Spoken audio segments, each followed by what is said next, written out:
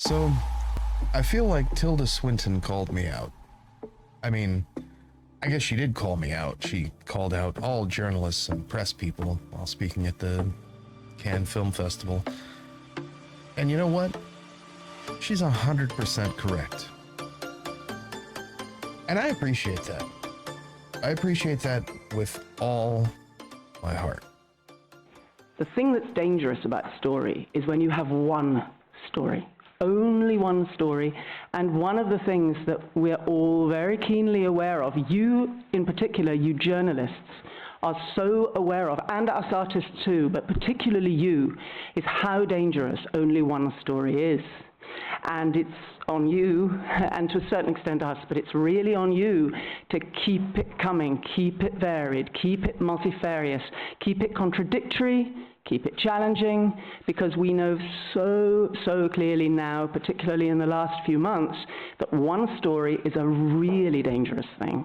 And it is possible, when people can't hear any other stories, that things really go down the tubes very, very fast and may close everything down.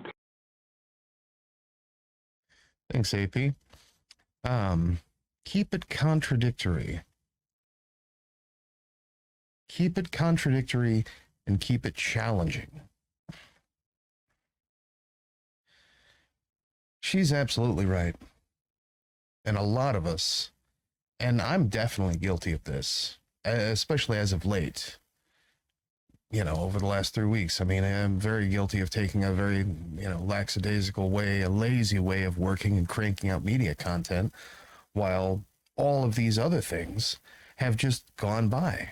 How many times in the last 3 weeks have you heard me say, that something had passed under my radar? And, I didn't make that phrase up. I've heard several others even, some independent media folks saying the same thing, doing the same thing. So tonight, we're doing it for Tilda Swinton. Keep it contradictory, keep it challenging. I love that she said that. So I think that we'll go ahead and start there. Let's see if we can get my Twitter followers back down to 4, shall we? Listen, we've got a lot to talk about tonight. And, I can't even believe I'm doing this. The first thing I'm going to do, get ready for it, kids. We got a lot to talk about tonight. The first thing I'm going to do is I'm going to attack women. I can already hear the gasps. It's okay. It's okay. I'm only going to attack white women. Less gasps. I'm only going to attack straight white women. Gasps plateauing. That's good. Okay, there we go. Now, I'm going to say some things that are really going to piss off only some on the left. But if you find yourself in this category, I challenge you. I challenge you, as this is a great opportunity to use critical thinking against reactionism and to readjust your emotional state to align with your rational considerations, right? So let's begin. So in entertainment news, sorry, I just never thought that would be the lead-in for anything I would discuss on this program, but seriously though, and by now, we've all heard the verdict of the Johnny Depp Amber Heard case, so that I really don't need to even go there. Just take the time, consider for yourself your own position, whether or not you're ready to be challenged. If that's okay, if it's not okay, we'll see. What may have passed under your radar then, if you recall the slap heard around the world, and here we go. Well, I'd like to take a little bit of time to talk a little bit about that. And we'll start with Leah Thomas. Now, soon after the Olympics, Leah Thomas was criticized heavily. She was criticized in independent media, social media, well, not so much independent media, but I guess, I'm sure that Jimmy Dore had some things to say. and, you know, all those other guys who aren't allowed on YouTube anymore. But she was heavily criticized, at least in corporate media, and certainly all over social media, right? Just everywhere. But I saw a lot of it on social media. I saw a lot of it from people that I know on social media, people that I've known for years, people that I went to school with. I saw it on social media. So, of course, I commented my opposition to their criticism, and I tried to do so very politely, but very matter-of-factly. And, of course, those responses of criticism just kept getting louder and louder. But from a surprising group of people. So instead of responding directly, I chose the passive-aggressive route, right? And I made my Twitter post, which I later deleted, but we'll get to that.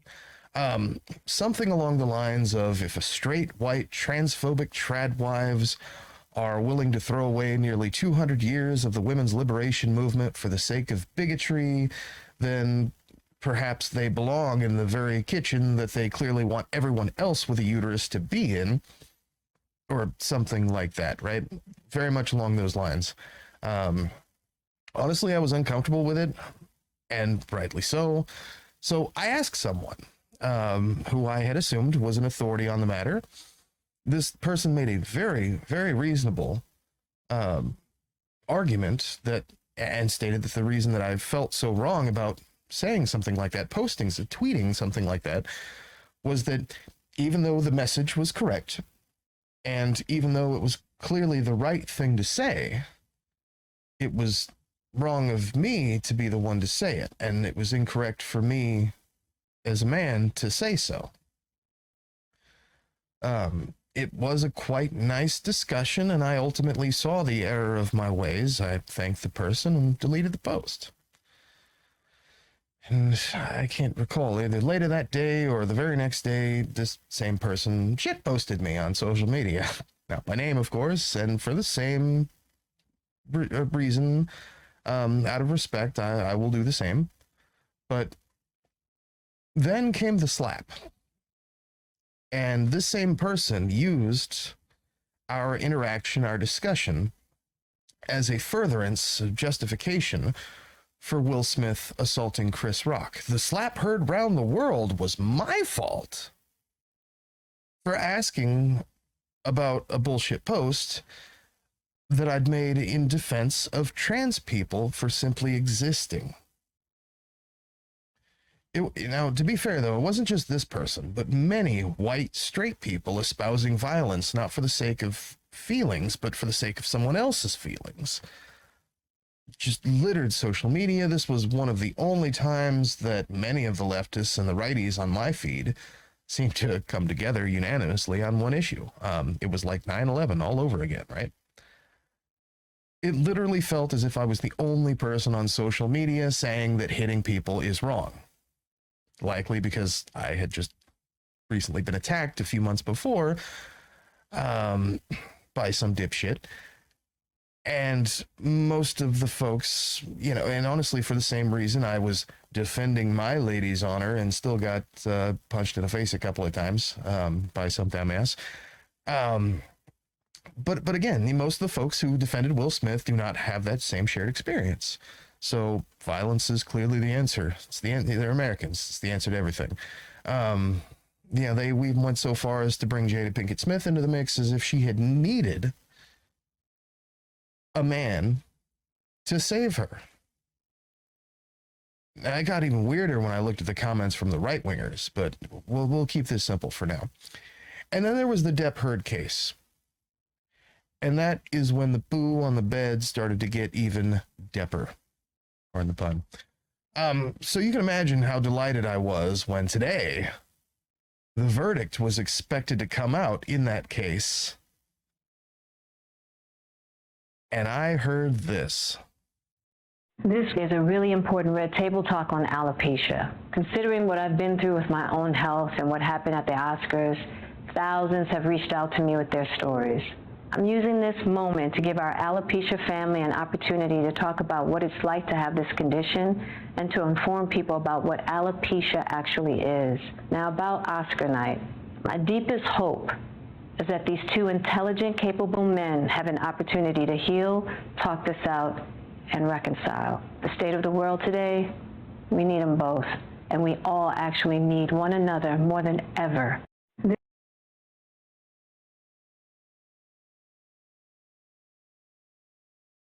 Damn.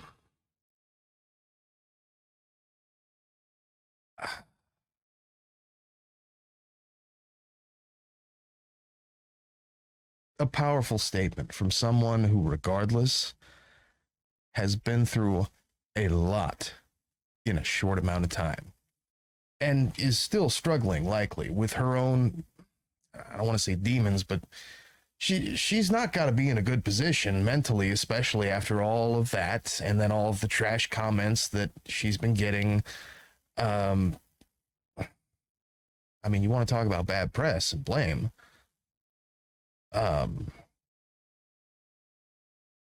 Look, Amber Heard did what she did. Jada Pinkett Smith was just sitting there. Her husband and her son were the real assholes in her camp, at least, you know, in her camp. They were the real assholes. She literally just sat there and has taken a beating from social media ever since.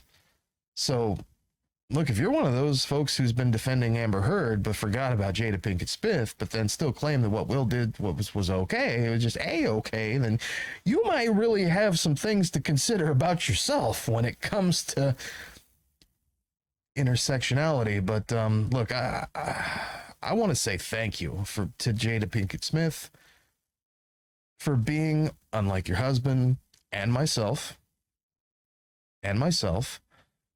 but also every single person that I referenced in this segment, for being the bigger person and being reasonable.